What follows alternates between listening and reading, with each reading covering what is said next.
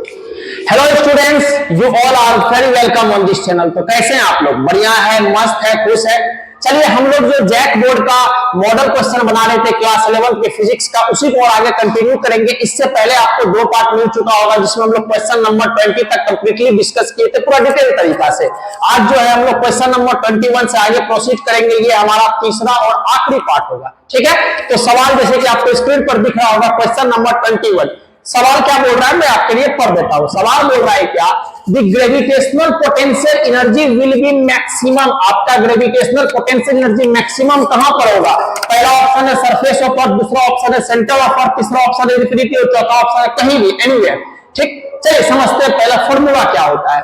Gravitational potential energy का जो formula होता है दैट इज माइनस का जी मतलब gravitational constant, M capital M मतलब mass of earth, small m मतलब मास ऑफ एन ऑब्जेक्ट बटे का आर। ये हमारा ग्रेविटेशनल पोटेंशियल एनर्जी का फॉर्मूला होता है। यहां तक बात क्लियर है? ये हमारा क्या होता है? ग्रेविटेशनल पोटेंशियल एनर्जी का फॉर्मूला। ठीक, अब सुनिएगा मेरी बात को ध्यान से। हम चाहते हैं कि ये क्वांटिटी अपना मैक्सिमम हो, ठीक है।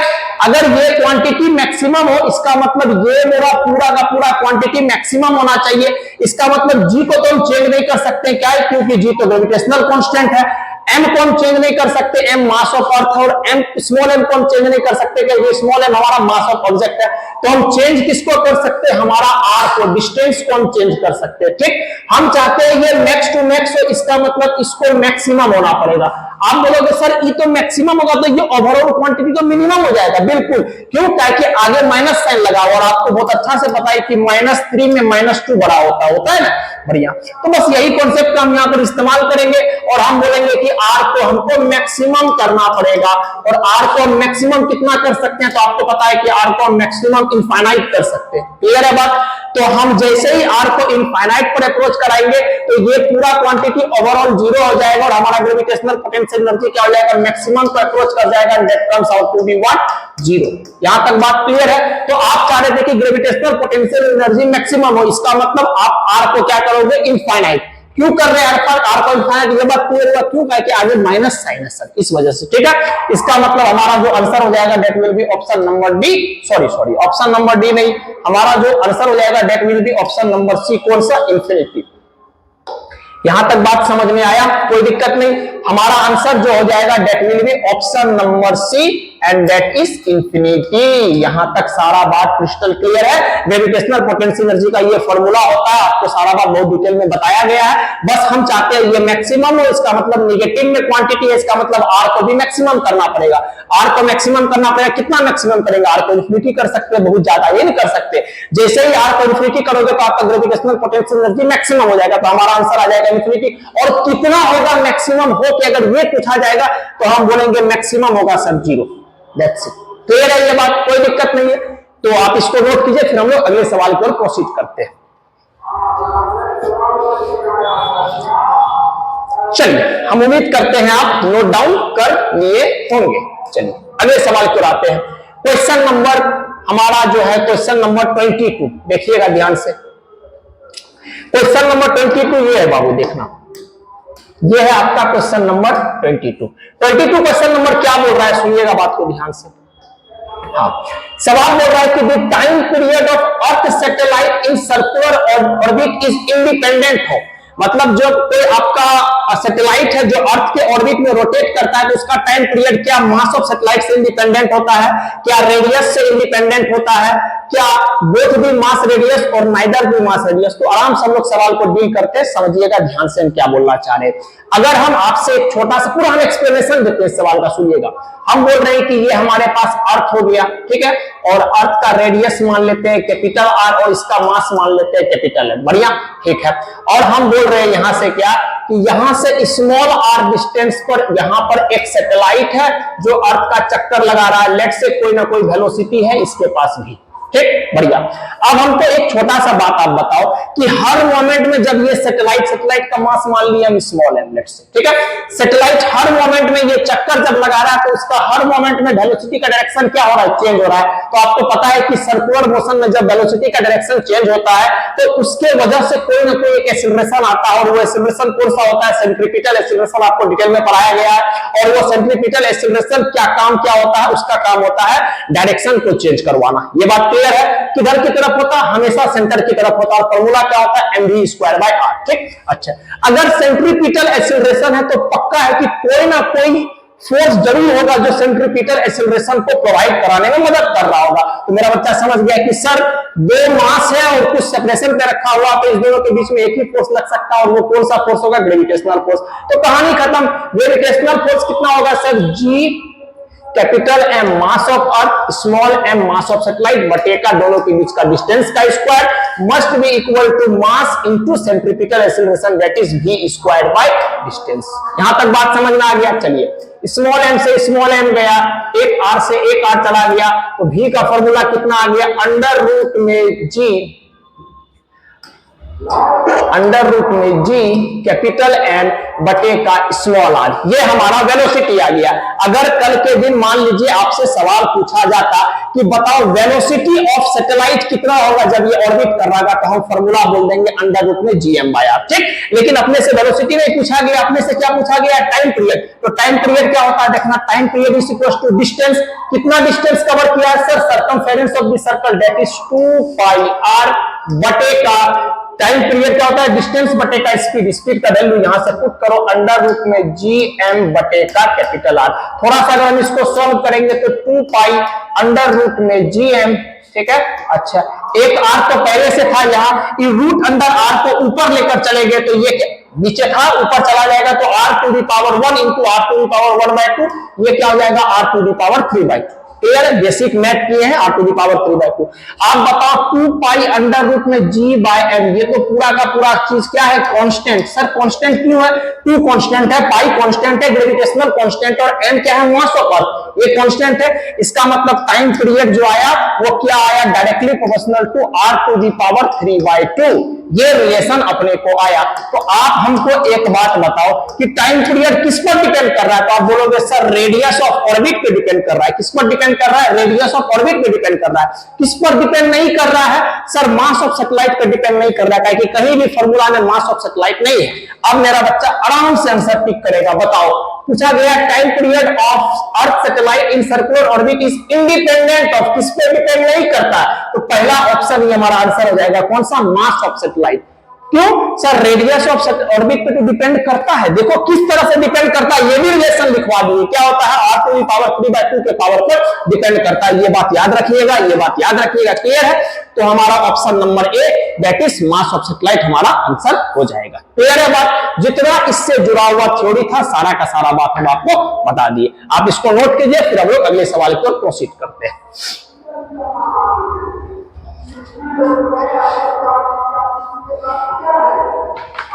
चलिए अगले क्वेश्चन की ओर आते हैं, हम इसको मिटा रहे हैं ना। चलिए नेक्स्ट सवाल ध्यान दीजिएगा।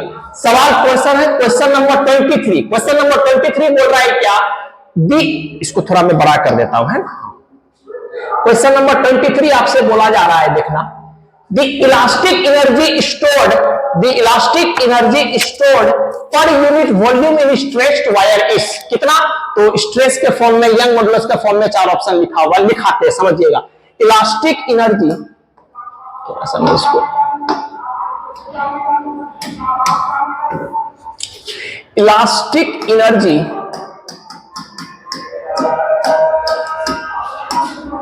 stored per unit volume, elastic energy stored per unit volume इन स्ट्रेच वायर का जो फॉर्मूला होता है that is half into stress into strain. ये हमारा ओरिजिनल फॉर्मूला होता है, half into stress into strain. ठीक है, बढ़िया। लेकिन स्ट्रेस और स्ट्रेन के फॉर्म में फॉर्मूला नहीं दिया हुआ, थोड़ा दिमाग लगाना पड़ेगा। चलिए, आपको यह भी बात बताया गया है क्या कि यंग मॉडुलस को हम लोग लिख सकते हैं क्या, स्ट्रेस बटे का स्ट्रेन। ठीक है।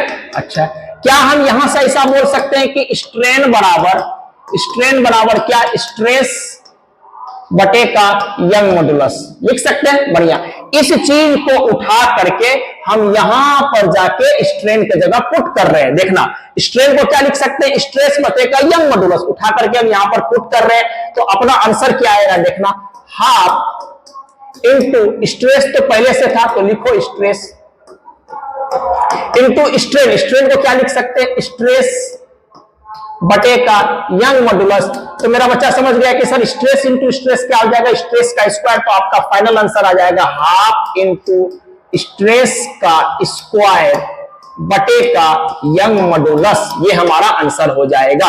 अब खोजो कौन सा ऑप्शन में ये चीज है, तो आप बोलोगे सर हाफ इंटू स्ट्रेस बटे का वाई, नहीं, ये पहला गलत, हाफ इंटू स्ट्रेस का स्क्वायर बटे का वाई, ऑप्शन नंबर बी हमारा सही आंसर हो जाएगा। ठीक है, क्लियर है आप सारा बात, जो भी इससे जुड़ा हुआ कॉन्सेप्ट था सारा आपके सामने में लिख दिया गया है। आप अगर मोर इंटरेस्टेड है तो आप इसको क्या करें, आप इसको नोट डाउन करें, फिर इसके आगे हम लोग अगले सवाल की ओर प्रोसीड करते हैं।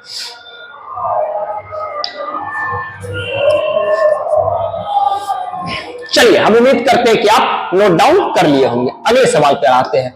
अगला सवाल क्या बोल रहा है, question number 24, the breaking stress of wire of unit cross section, है ना, the breaking stress for a wire of unit. ये तो पूरा डेफिनेशन वाला सवाल है।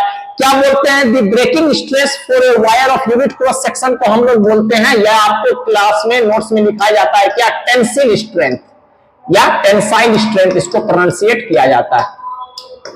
क्लियर है, ये डेफिनेशन है एज इट इज, इसको आपको याद रखना होता है। क्या, the breaking stress for a wire, मतलब वायर का क्षमता कितना पर आके ये वायर टूट जाएगा, ब्रेक हो जाएगा, वही बताया जा रहा है। तो वो कितना होता है, डेप्थ को हम उसको डिफाइन करते हैं टेंसाइल स्ट्रेंथ से। तो हमारा ऑप्शन नंबर सी हमारा फाइनल आंसर हो जाएगा। क्लियर है, इसमें कुछ सोचने वाली बात नहीं थी, डायरेक्ट डेफिनेशन था जो आपको आना चाहिए। ठीक है, तो आगे बढ़े। क्लियर है, चलिए क्वेश्चन नंबर 25। हाँ, क्वेश्चन नंबर 25 को देखिएगा आप, क्वेश्चन नंबर 25 थोड़ा हम बढ़ा देते हैं। हाँ, आप देखिएगा ध्यान से हम क्या बोलना चाह रहे हैं। सवाल बोल रहा है क्या, द विस्कोसिटी ऑफ गैस और लिक्विड के बारे में रिलेशन बोला गया है ना। हम एक बार आपको रिलेशन बता देते हैं, फिर सारा काम आप कर लीजिएगा। देखिएगा विस्कोसिटी का कहानी क्या होता है। ठीक है, इसमें एक कहानी आपको बस याद रखना है क्या, ऑन इंक्रीजिंग टेम्परेचर, जब आप टेम्परेचर को बढ़ाते हैं तो दो बात आपको याद रखना है, ये हम आपको नोट्स में लिखाते हैं क्या, on increasing temperature viscosity of gas increases, ठीक है, और विस्कोसिटी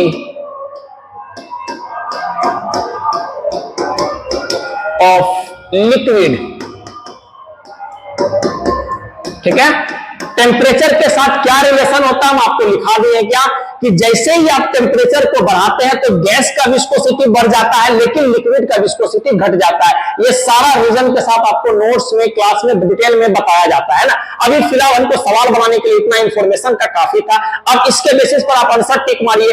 बोल रहा है कि viscosity of gas decreases with increase in temperature. No sir, temperature के बढ़ाने से तो विस्कोसिटी ऑफ गैस इंक्रीज करता है, इसका मतलब पहला ऑप्शन तो गलत हो गया। चलिए दूसरा पर आते हैं, liquid increases with increase in temperature. No sir, viscosity, और जैसे ही हम टेम्परेचर को बढ़ाते हैं तो लिक्विड का विस्कोसिटी घट जाता है, बोल रहा है इंक्रीजेस, मतलब बी ऑप्शन भी गलत हो गया। तीसरा option, gas increases with decrease in temperature. बिल्कुल नहीं सर, टेम्परेचर के बढ़ाने से तो गैस का विस्कोसिटी बढ़ता है, यहां बोल रहा है डिक्रीज करता है, एकदम नहीं। चौथा option, liquid decreases with increase in temperature. हाँ, ये हमारा आंसर हो गया क्या, कि टेम्परेचर के बढ़ाने से लिक्विड का विस्कोसिटी क्या होता है, घटता है। लिखा हुआ भी है कि on increasing temperature viscosity of liquid decreases, इसका मतलब ऑप्शन नंबर डी हमारा फाइनल आंसर हो जाएगा। क्लियर है यहां तक बात? ये इंफॉर्मेशन आप याद रखिएगा, इसको भूलिएगा मत। अगर इसको आप भूल जाइएगा तो सवाल भी आपको भूल जाएगा, है ना। चलिए इसको नोट कीजिए, फिर हम लोग अगले सवाल की ओर प्रोसीड करते हैं।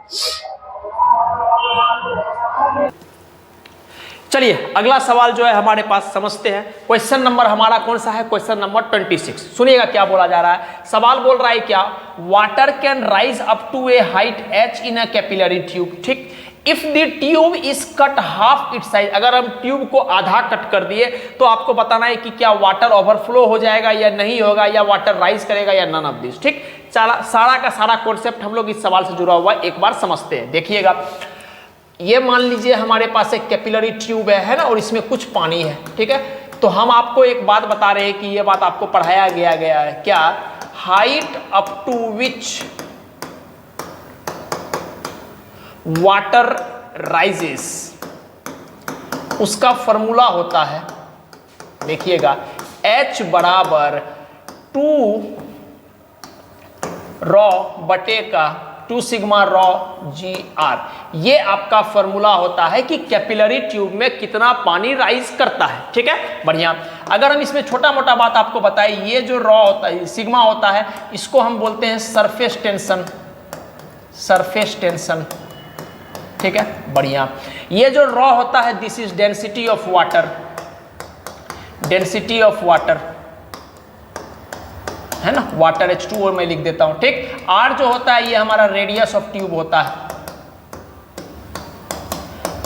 ठीक है, तो सबसे पहले वाली बात तो ये है कि आपको ये कॉन्सेप्ट पता होना चाहिए कि ये जो कैपिलरी ट्यूब होता है उसमें जो वाटर हाइट के बेसिस पर राइज करता है वो किस रिस्पेक्ट में कहानी चलता है। ठीक, अब आगे बात को सुनिएगा ध्यान से, हम क्या बोलना चाह रहे हैं कि 2 कांस्टेंट है, सरफेस टेंशन कांस्टेंट है, डेंसिटी ऑफ वाटर कांस्टेंट है, और G acceleration due to gravity constant है। तो सारा कहानी जो बनता है वो कहानी बनता है कि radius is inversely proportional to height.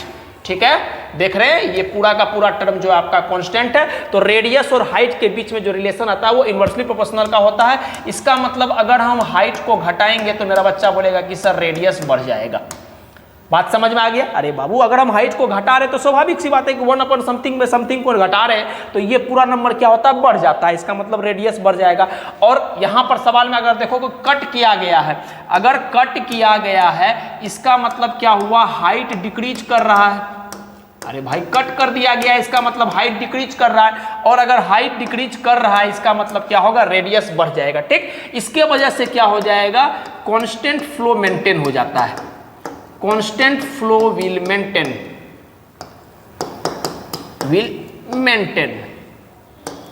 ठीक है, और अगर आपका फ्लो कांस्टेंट रहा तो आपको पता है कि एनर्जी भी कांस्टेंट रहेगा, और इसके वजह से कोई इनपुट चीज नहीं मिल रहा है तो वाटर ओवरफ्लो कहां से करेगा। तो सारा कहानी में एक बात समझ में आ गया, क्या, वाटर विल नॉट ओवरफ्लो। ठीक है, वाटर हमारा ओवरफ्लो नहीं होगा। इससे जुड़ा हुआ जितना कॉन्सेप्ट था सारा हम आपको बता दिए। हाँ, थोड़ा समय की कमी है, जल्दी जल्दी बताना पड़ता है। क्लास में तो हम लोग सारा बात को डिटेल में समझते और इससे कितना बढ़िया बढ़िया सवाल वगैरह हम लोग करते हैं ना।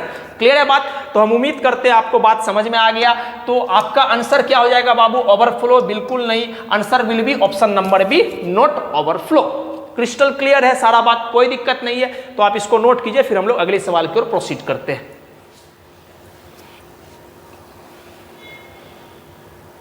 चलिए, हम उम्मीद करते हैं कि आपको यह सवाल पूरा क्रिस्टल क्लियर हुआ होगा। अगले सवाल की ओर प्रोसीड करते हैं। देखिएगा, अगला सवाल जो है हमारा क्वेश्चन नंबर 27 है ना, सुनिएगा बात को। क्वेश्चन नंबर 27 थोड़ा अपन बड़ा कर देते हैं इसको, ये ठीक है। चलिए, बड़ा आसान सा सवाल है। देखिए सवाल क्या बोल रहा है, this circular pillar of area of cross section, area of cross section दिया हुआ है, वेट ऑफ इतना केजी मतलब मास भी दे दिया गया, प्रेशर पूछा गया। ये तो क्लास 9th का बच्चा बना लेगा। आप हमको बताओ एक फॉर्मूला कि प्रेशर का आपको फॉर्मूला आता है, तो मेरा बच्चा बोलेगा बिल्कुल सर, प्रेशर का फॉर्मूला क्या होता है, फोर्स बटे का एरिया। यहां तक सारा बात क्लियर है। Pressure is equal to force बटे का एरिया। बढ़िया। फोर्स क्या है सर, फोर्स बराबर m इंटू जी। एरिया हमको दिया हुआ है, जो भी दिया हुआ है क्रॉस सेक्शन एरिया उसको हम a लिख रहे हैं। ठीक, वैल्यू पुट करो। मास कितना है सर, 60 kg। जी का वैल्यू हम ले रहे हैं अपने मन से, कुछ नहीं बोला तो 9.8 ले लिए। ठीक, आप 10 भी लेके काम कर सकते हो। बढ़िया। 9.8 बटे का एरिया, एरिया कितना दिया हुआ है, 60 इंटू का 10 टू दी पावर माइनस का 3। बढ़िया। यूनिट बात करेंगे तो ऊपर फोर्स है, नीचे एरिया है, तो ये मीटर स्क्वायर, कोई दिक्कत नहीं है। अब आगे समझो बात को, देखना 60 से 60 चला गया। ठीक है, तो प्रेशर कितना आ गया, प्रेशर आ गया आपको सर, अगर हम इसको सॉल्व करेंगे तो प्रेशर कितना आ जाएगा 9.8 तो वही, और 10 टू दी पावर माइनस का 3 ऊपर चला गया तो ये कितना आ जाएगा 10 टू दी पावर का 3, और यूनिट क्या हो जाएगा न्यूटन पर मीटर स्क्वायर। यहां तक कोई दिक्कत नहीं है। अगर मान लो कल के दिन जी का वैल्यू आप 10 इस्तेमाल करते तो आपका आंसर क्या हो जाता है 10 इंटू 10 टू दी पावर का 3, that comes out to be 10 to the power का 4, और 10 टू दी पावर का 4 को हम इन सिंपल टर्म में क्या बोल सकते हैं 10,000। क्लियर है? अच्छा, एक बात और, इस जो यूनिट है बाबू आपको लिखा हुआ न्यूटन पर मीटर स्क्वायर, देखिएगा ध्यान से, न्यूटन पर मीटर स्क्वायर, इसी को हम लोग एक नाम से डिफाइन करते हैं, that is known as Pascal, है ना। ये बात आप क्लास 9 वगैरह में भी पढ़ते हो क्या, कि प्रेशर का जो स्टैंडर्ड यूनिट होता है दैट इज पास्कल, या इन सिंपल हम न्यूटन पर मीटर स्क्वायर बोल सकते हैं। तो अब आप मेरा बच्चा बताओ कि आंसर क्या होगा। तो आप समझ गए सर, प्रेशर तो आएगा 9.8 इंटू 10 टू दी पावर का 3, इसका मतलब ऑप्शन नंबर ए हमारा आंसर हो जाएगा क्या 9.8 इंटू 10 टू दी पावर का 3 न्यूटन पर मीटर स्क्वायर। ठीक है, तो आप इसको नोट कीजिए, फिर हम लोग अगले सवाल की ओर प्रोसीड करते हैं। चलिए, हम उम्मीद करते हैं कि आप नोट डाउन कर लिए होंगे, है ना। हम अगले सवाल की ओर प्रोसीड करते हैं। ठीक, देखिएगा क्वेश्चन नंबर 28 था, हम इसको डिलीट कर रहे हैं। हाँ, क्वेश्चन नंबर 29, सुनिएगा बात को ध्यान से। क्वेश्चन नंबर 29 में क्या बोला गया, when water is heated from 0 degree centigrade to 4 degree centigrade the volume of water, क्या वॉल्यूम ऑफ वाटर सेम रह जाएगा, क्या वॉल्यूम ऑफ वाटर घट जाएगा या इंक्रीज कर जाएगा, एंड सो ऑन। बड़ा आसान सा सवाल और बहुत स्टैंडर्ड बात है। सुनिएगा, एक स्टेटमेंट हम लिखते हैं, देखिएगा, व्हेन वाटर इज heated, ठीक है, when water is heated from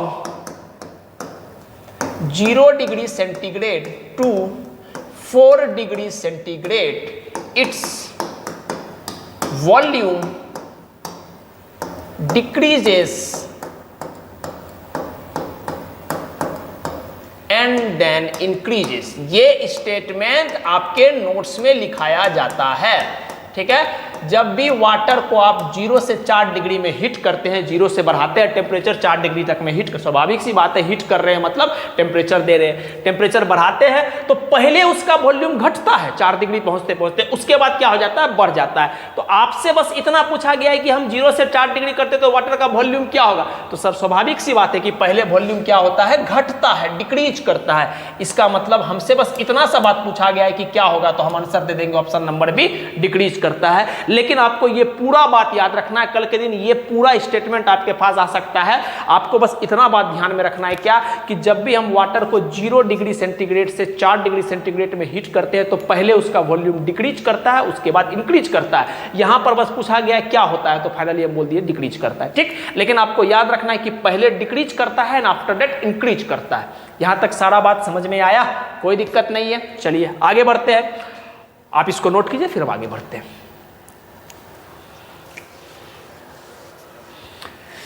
चलिए ठीक है, चलिए आगे बढ़ रहे हैं, ध्यान दीजिएगा। अगला है क्वेश्चन नंबर 29। पहले हम सारा बात बता देते हैं। लीनियर वॉल्यूम और एरिया एक्सपेंशन आपसे पूछा गया, बड़ा आसान सा बात है, हम आपको बताए हुए नोट्स में भी लिखाए हुए, कोफिशिएंट ऑफ, ऐसे लिखते हैं देखिए, रेशियो ऑफ कोफिशिएंट ऑफ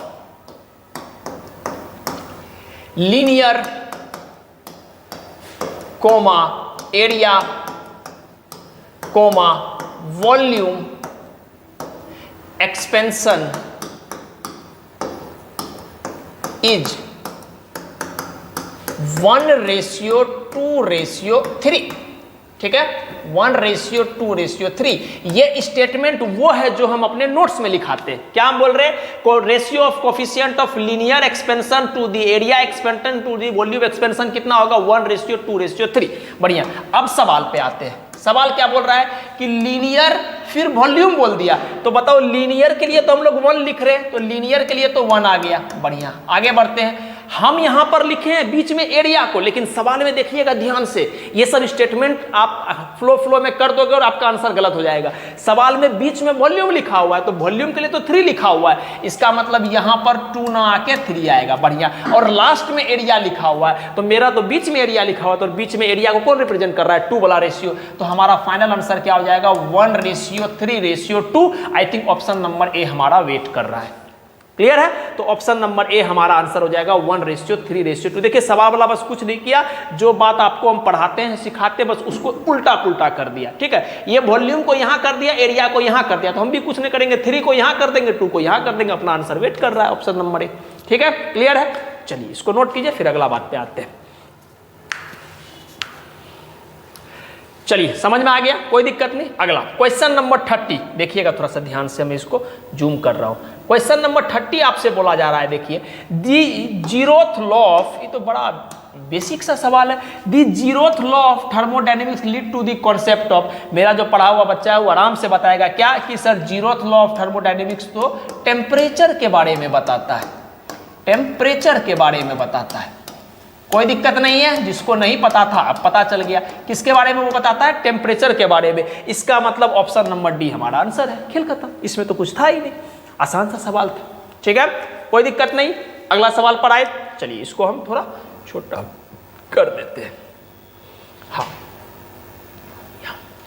सबको डिडक्ट किया जाए। आइए मुद्दा पर।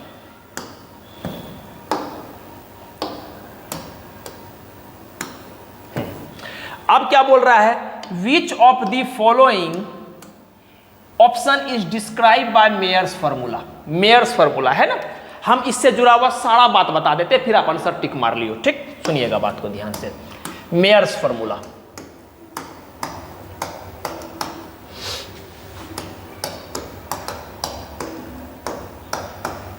क्या बोलता है? मेयर्स फॉर्मूला देखिए, मेयर्स फॉर्मूला जो है बताते हैं हम आपको। इट गिव्स द रिलेशनशिप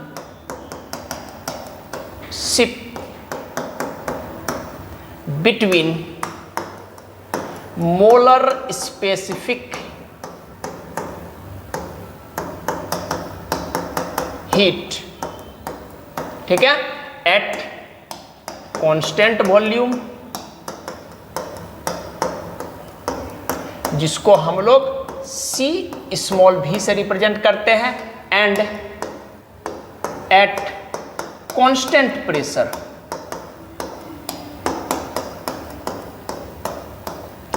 जिसको हम लोग C कैपिटल P से रिप्रेजेंट करते हैं। यहां तक कोई दिक्कत नहीं। मोलर्स फॉर्मूला, सॉरी मोलर्स बोल रहे हैं, मेयर्स फॉर्मूला जो है आपको मोलर स्पेसिफिक हीट का रिलेशन दिखाता है। किसके किसके बीच में? जब आपका वॉल्यूम कांस्टेंट होता है और जब आपका प्रेशर कांस्टेंट होता है। और रिलेशन क्या दिखाता है देखिएगा, रिलेशन बताता है वो Cp माइनस का Cv is equal to R। यहां तक बात समझ में आ गया। Cp क्या है सर? Cp है हमारा molar heat capacity at constant pressure, Cv क्या है हमारा molar heat capacity at constant volume, और R क्या है? आपको पता है R क्या होता है? यूनिवर्सल गैस कांस्टेंट, या हम इसको आइडियल गैस कांस्टेंट भी बोलते हैं। ठीक है, तो मेयर्स फार्मूला क्या बताता है? बस इतना पूछा गया था, तो मेरा बच्चा तो सारा बात समझ गया सर, Cp माइनस का Cv बराबर R, लेकिन उससे जुड़ा हुआ सारा कहानी हम आपको बता दिए। ठीक है, तो हमारा आंसर क्या हो जाएगा? Cp माइनस का Cv is equal to R, Cp minus का Cv is equal to R। Option number D हमारा फाइनल आंसर हो जाएगा। ठीक है, कोई दिक्कत नहीं है। चलिए इसको आप नोट कीजिए, फिर हम लोग अगले सवाल की ओर प्रोसीड करते हैं।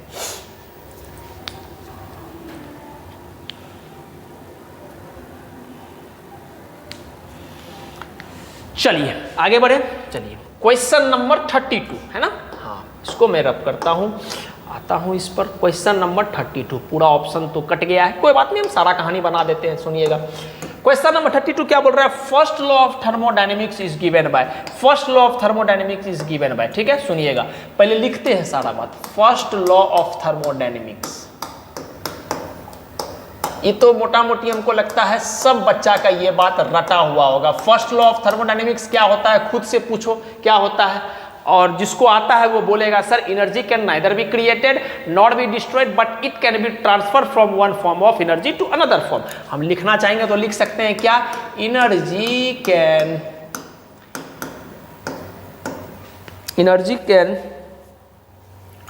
Neither be created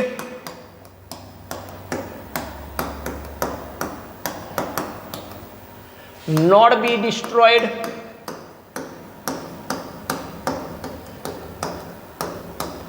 but it can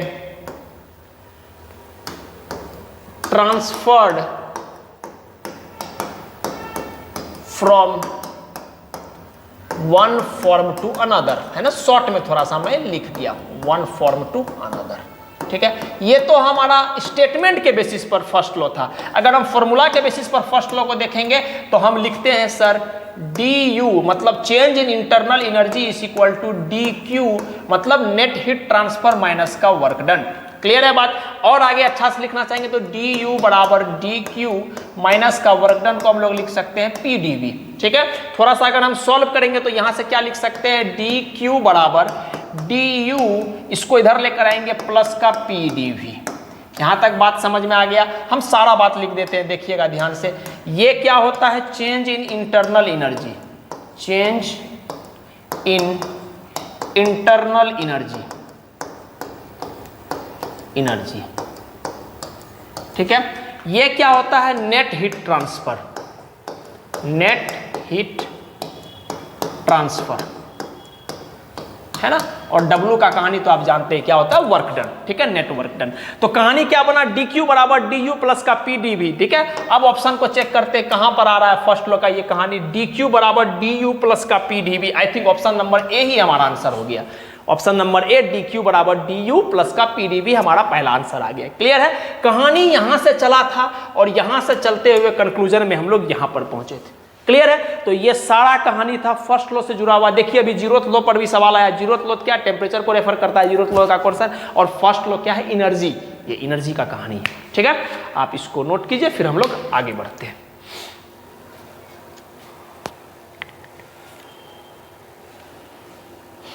चलिए आगे बढ़े, यहां तक सारा बात क्रिस्टल क्लियर है, कोई दिक्कत नहीं है।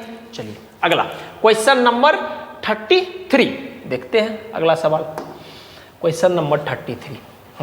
देखिएगा, इसको थोड़ा यहां कर देते हैं बड़ा। ये है हमारा क्वेश्चन नंबर 33। देखिएगा क्या बोल रहा है, average kinetic energy of a gas molecules, नहीं average kinetic energy of molecules, ठीक है। क्या वो directly proportional to absolute square of absolute temperature होता है, क्या directly proportional to absolute temperature होता है? हम फॉर्मूला लिखते हैं, उसके बाद आप आंसर खुद टिक कीजिएगा, है ना। सुनिए, average kinetic energy, kinetic energy का जो फॉर्मूला होता है that is 3/2 into R by N into का टी, ठीक है। ये फॉर्मूला होता है 3/2 के टी लिखते हैं हम लोग, या 3/2 आर बाई एन इंटू का टी। फाइनल फॉर्मूला बता दिए। इसमें कौन क्या रिप्रेजेंट कर रहा है पता, 3/2 को समझ में आ रहा है, ठीक। आर क्या होता है सर, हमारा universal gas constant, universal gas constant, बढ़िया। एन क्या होता है सर, एवोगैड्रो नंबर, ठीक है। और टी क्या होता है sir, absolute temperature in kelvin.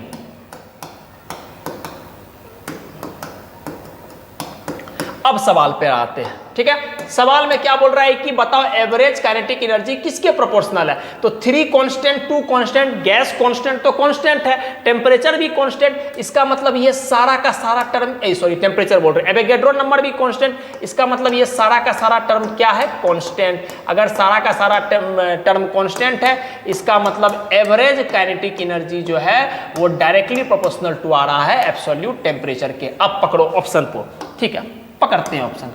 Option क्या बोल रहा है, directly proportional to square root of temperature, एकदम नहीं, directly proportional to absolute temperature. हाँ, ऑप्शन नंबर बी हमारा आंसर हो गया, बाकी आगे नहीं देखेंगे हम।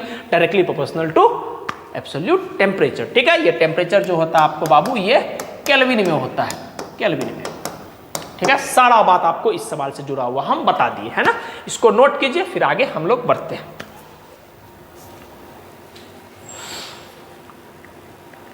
चलिए नोट डाउन कर लिए, सारा बात समझ में आ गया ना।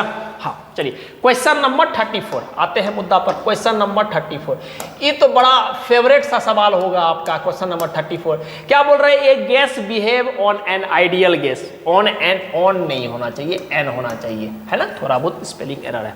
ए gas behaves an ideal gas, कब बिहेव करता है? ये स्टेटमेंट आपको ऐसे लिखाते हैं हम क्या? A gas behave as an ideal gas at high temperature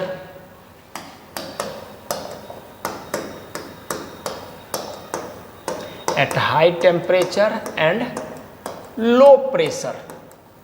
ठीक है, ये स्टेटमेंट बहुत इंपॉर्टेंट स्टेटमेंट है। हम आपको नोट्स में लिखाते हैं क्या कि कोई भी गैस आइडियल गैस की तरह बिहेव तब करता है जब उसका टेम्परेचर हाई होता है और प्रेशर लो होना चाहिए। खोजो ऑप्शन में कहाँ है ये बात। A gas behave as ideal gas at low pressure and low temperature, नहीं बिल्कुल। पहले दूसरा option low pressure and high temperature, हाँ बिल्कुल ऑप्शन नंबर बी हमारा आंसर हो गया, high temperature and low pressure. ठीक है, बढ़िया, कोई दिक्कत नहीं है, सारा बात क्रिस्टल क्लियर है। चलिए नोट कीजिए, फिर हम आगे बढ़ते हैं।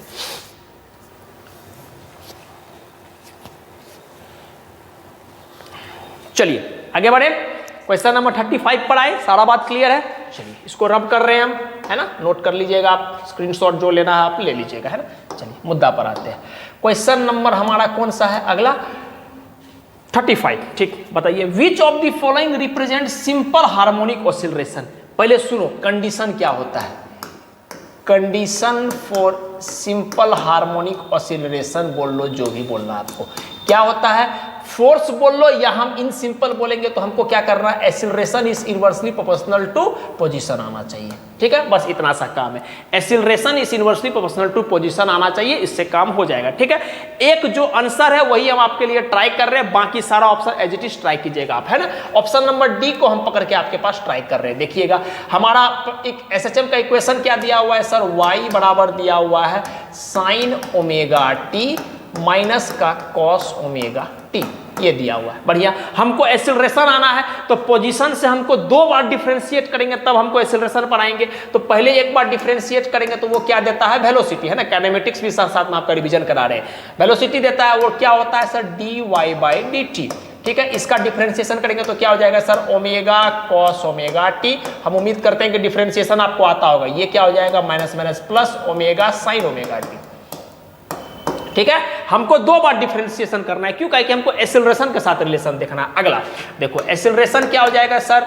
एक्सीलरेशन हो जाएगा dv/dt लिख लो, या हम बोलेंगे पोजीशन का 2 बार डिफरेंशिएशन कर लो, d²y/dt²। अगर हम इसको सोल्व करेंगे तो इसका डिफरेंशिएशन क्या हो जाएगा? तो ये हो जाएगा ओमेगा माइनस का ओमेगा स्क्वायर इंटू का साइन ओमेगा टी। कॉस का डिफरेंशिएशन क्या होता है? माइनस का साइन। ठीक, इसका क्या हो जाएगा? प्लस का ओमेगा स्क्वायर इंटू का कॉस ओमेगा टी। बढ़िया, एक्सीलरेशन क्या कर रहे हैं देखिएगा, हम माइनस ओमेगा स्क्वायर इसमें से कॉमन ले रहे हैं, तो माइनस का ओमेगा स्क्वायर जैसे ही कॉमन लेंगे तो ये हो जाएगा साइन ओमेगा टी माइनस का कॉस ओमेगा टी।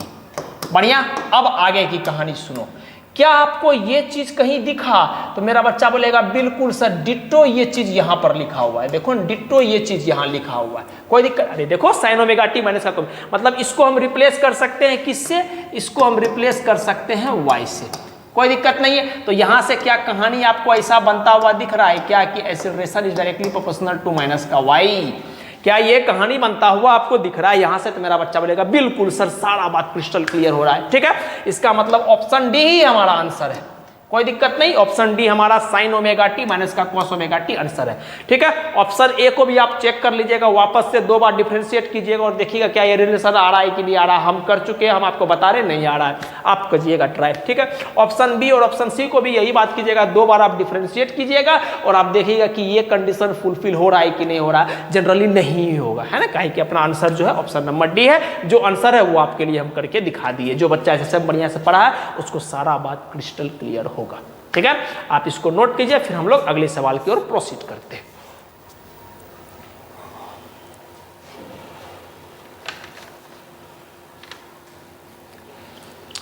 चलिए अगले सवाल पर आए, यहां तक सारा बात क्रिस्टल क्लियर है। चलिए क्वेश्चन नंबर हमारा कौन सा रहेगा अगला? 36। ओ ये तो हिंदी में, तो आगे बढ़ते हैं। Question number 36, sorry question number 36 है ना, हाँ इसको ओ यहाँ पर है, ठीक। देखिएगा क्वेश्चन नंबर 36 क्या बोल रहा है।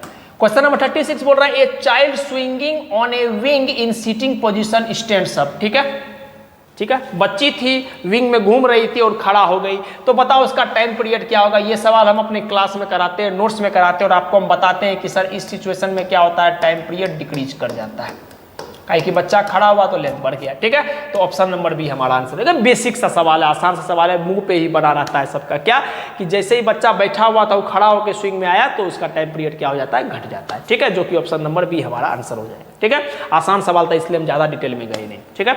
अगला सवाल पर आते हैं।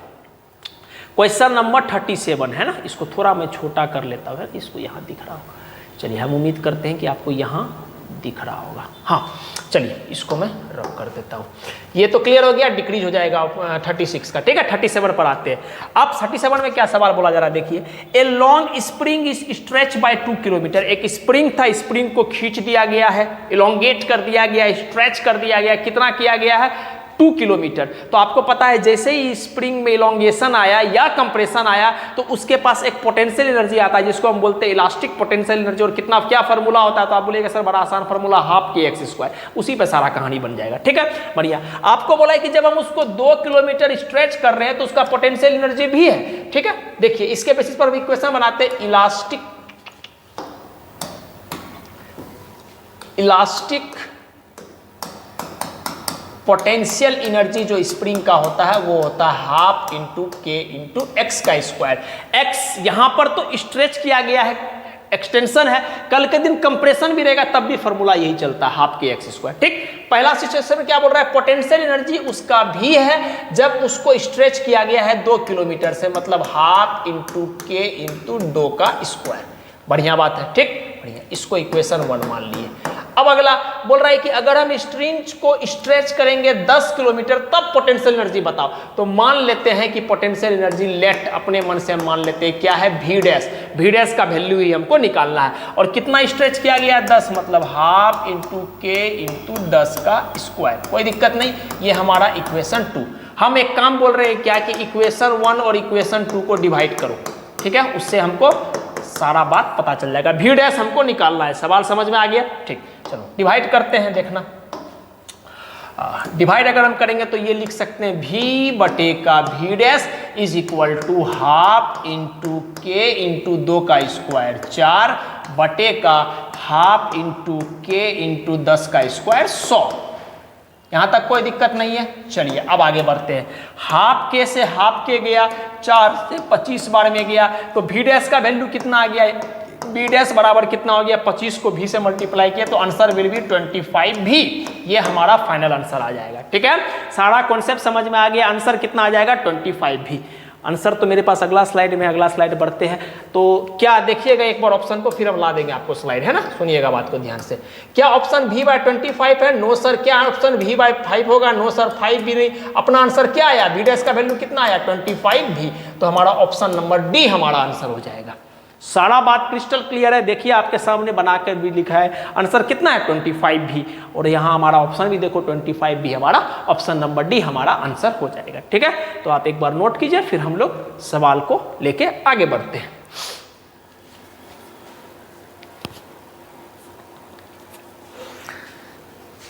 चलिए यहां तक सारा बात क्लियर है, अगले सवाल की ओर प्रोसीड करें।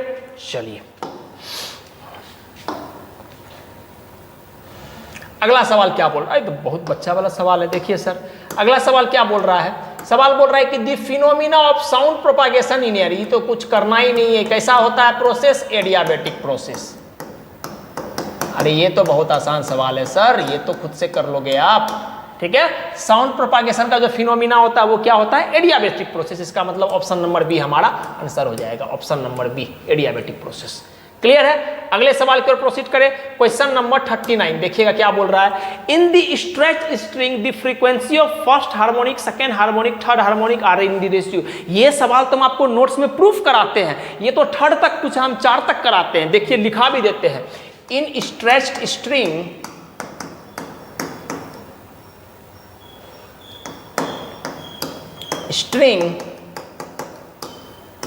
the ratio of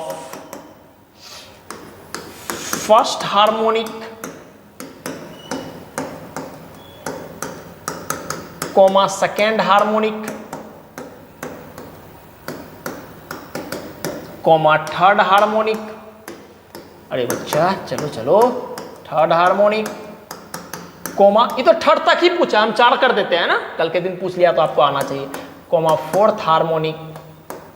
और बहुत आसान रेशियो होता है, बहुत आसान सीरियल नंबर होता है, इज कितना होता है 1:2:3:4। हम आपको बोले थे कि बाबू इसको रट के रखना है, याद करके रखना है, हम इसका प्रूफ करवाते हैं, लेकिन यहां से बस आपसे पूछा गया है कि क्या रेशियो होता है। तो चारों हार्मोनिक का हम आपको बता दिए, क्या first harmonic, second harmonic, third harmonic, fourth harmonic पूछेगा तो 1 2 3 4 होता है। अब सवाल पर आते हैं, सवाल वाला क्या पूछा है, सवाल वाला बोल रहा है कि बताओ फर्स्ट, सेकेंड और थर्ड, तो 1 2 3 हमारा आंसर हो जाएगा। I think option number C हमारा 1 2 3 आंसर हो जाएगा, कोई दिक्कत नहीं है, सारा बात क्रिस्टल क्लियर है। चलिए आखिरी सवाल, which of the following waves can be transmitted through solid, liquid and gas. मेरा बच्चा समझ गया कि सर सॉलिड, लिक्विड और गैस से तो एक ही वेव निकलता है, और that wave is known as longitudinal wave, longitudinal waves.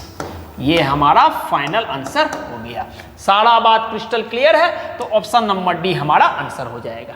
ठीक है, यहां तक सारा बात क्रिस्टल क्लियर है, कोई दिक्कत नहीं है। तो हम अपने तरफ से ये कोशिश किए कि क्वेश्चंस डिस्कस कराना पर्पस बिल्कुल नहीं था, क्वेश्चंस डिस्कस करना तो चलो ठीक है, वो तो है, आपको आंसर्स चाहिए, लेकिन हम चाहते थे कि इस 40 सवाल के थ्रू आप एक तरह से सारा का सारा फिजिक्स इस 40 सवाल के थ्रू आप रिवाइज कर लिए, और हमको लगता है कि उस हद तक हम कामयाब रहे हैं आपको रिवाइज करने के लिए। बाकी तो जैसा रहा उसका तो फीडबैक आप खुद देंगे, है ना। बस यहीं पर हम लोग इस लेक्चर को कंक्लूड करेंगे, खत्म करेंगे, और थैंक यू, फिर मिलते हैं अगले लेक्चर में।